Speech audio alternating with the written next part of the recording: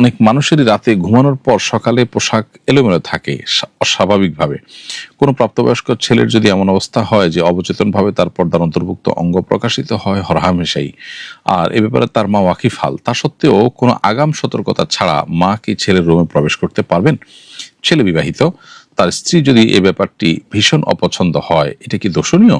উল্লেখ্য, মায়ের সাথে ছেলে এবং পুত্রবধূর সম্পর্ক খুবই ভালো, মা তাদের প্রতি খুবই যত্নশীল। এই সমস্যা কিন্তু অনেক পরিবারেই আছে। এক্ষেত্রে মা হোক আর বাবা হোক, উচিত তাদের সন্তানদের রুমে যাওয়ার আগেও পারমিশন নিয়ে তারপরে যাওয়া। এ প্রসঙ্গে আব্দুল্লাহ ইবনে আব্বাস রাদিয়াল্লাহু তাআলা আনহুকে এক ব্যক্তি জিজ্ঞাসা করেছেন যে, আমার দুটি বোন, তাদের দায় দায়িত্ব ভরণ পোষণ আমার উপরে, আমি তাদের দেখভাল করি, তাদের কক্ষে যেতেও কি আমার পারমিশন নেওয়ার দরকার আছে, আমার ছোট বোন?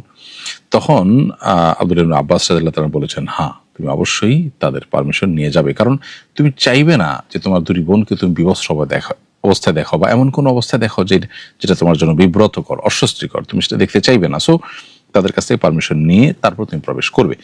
এরপর তিনি আয়াত তেলাওয়াত করলেন, ইয়া আইয়ুহাল্লাযীনা আমানু লিয়াস্তাযিনুকুমুল্লাযীনা মালাকাত আইমানুহুম ইলা আখির আয়াত, শেষ পর্যন্ত সূরা নূরের 58 নম্বর আয়াত। এই আয়াতে আল্লাহ তাআলা পরিষ্কারভাবে আমাদেরকে নির্দেশনা দিয়েছেন, গাইডলাইন দিয়েছেন যে আমরা আমাদের পরিবারের লোকদের কক্ষে, এমনকি সন্তান বাবা মার রুমেও যদি যায়, সেক্ষেত্রেও পারমিশন নিয়ে যাবে, নক করে যাবে, সালাম দিবে এবং পারমিশন নিয়ে তারপরে প্রবেশ করবে। হ্যাঁ, কিছু সময় আছে যে সময়গুলোতে পারমিশন না নিলেও চলবে। ধরুন আপনি একবারে স্বাভাবিক সময় যখন বসে আছে, আপনি জানেন যে সে একেবারে স্বাভাবিক অবস্থায় বসে আছে বা স্বাভাবিক অবস্থায় আছে, তাহলে ওই সময়টাতে আপনি যেতে পারেন।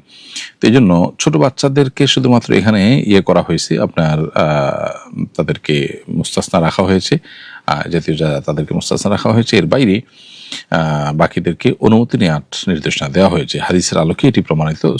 ইমাম বুখারী রাহিমাহুল্লাহ তাআলা আল্লাহ মুফরদ এটি উল্লেখ করেছেন এই ঘটনা, আব্দুল্লাহ আব্বাস রাদিয়াল্লাহু তাআলার ঘটনা। এই জন্য শাশুড়ি আপনার যে কাজটা করছেন, সেই কাজটা আপনি যতটুকু বলেছেন, এটা যদি এইভাবে হয়ে থাকে তাহলে এটা ভুল হচ্ছে এবং অন্যায় হচ্ছে। সেক্ষেত্রে তাকে অন্য কোনোভাবে বোঝানো যায় কিনা, অন্য কোনো আলেমকে দিয়ে বোঝানো যায় কিনা, সেই চেষ্টা করতে হবে।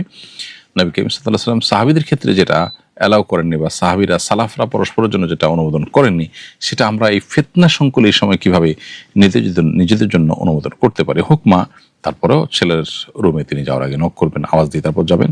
হোক বাবা, তারপর তিনি মেয়ের রুমে যাওয়ার আগে আওয়াজ দিয়ে নক করে তারপরে সেখানে প্রবেশ করবেন। এবং ইসলামের এই সৌন্দর্যটা পৃথিবীর অনেক সমাজে কিন্তু নেই। এখন অবশ্য বেশিরভাগ সমাজই অনুমতি নিয়ে প্রবেশ করার যে আপনার কালচার, এটা তারা রপ্ত করেছেন। নবী সাল্লাল্লাহু আলাইহি ওয়াসাল্লামকে আল্লাহ তাআলা কোরআনে কারিমে সেটি আরো ১৫০০ বছর আগে নির্দেশ করেছেন।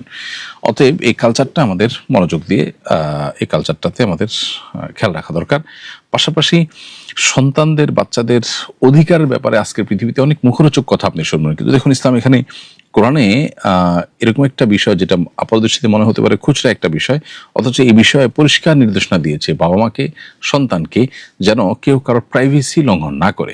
কিন্তু এই প্রাইভেসি রক্ষার নাম করে সন্তানদেরকে বিপদগামিতার দিকে আপনি চলে যেতে দিবেন, সেটা তো হতে পারে না। আপনি রাষ্ট্রের আইন করে কাউকে শাস্তি দিতে পারেন, সেটাতে কোনো অসুবিধা নেই, কিন্তু সন্তানকে মা বাবা, জন্মদাতা মা বাবা, যারা পৃথিবীতে রাষ্ট্রের চাইতে বা সবার চাইতে বেশি ভালোবাসেন, সেই মানুষগুলো তাদের সন্তানকে শাসন করতে পারবে না, তাদের সে রাইট দিবেন না। সেটা করতে গেলে বলুন তাদের অধিকার খর্ব হচ্ছে। তো আপনি কিভাবে তাদেরকে শাসন করেন, তখন কিভাবে অধিকার খর্ব না হয়? তো মা বাবার সন্তানের যতটা আপন, তারা একবার যদি শাসন করেন, তার চেয়ে বেশিবার তারা বা বেশি পরিমাণে তারা সোহাগ দেন। সো এই আল্লাহ তাআলার এই ন্যাচারাল এই সিস্টেমকে ডেস্ট্রয় করে দেওয়ার মধ্যে কোনো কল্যাণ মানবতার নিহিত নেই, যেটা আজকে আমরা পশ্চিমা পৃথিবীতে দেখতে পাচ্ছি। বাচ্চারা মা বাবা থেকে দিন দিন পৃথক হয়ে যাচ্ছে, দূরে চলে যাচ্ছে, পরিবারগুলো ভেঙে যাচ্ছে, তারাও মানসিকভাবে আপনার ডিপ্রেসড হয়ে বড় হচ্ছে।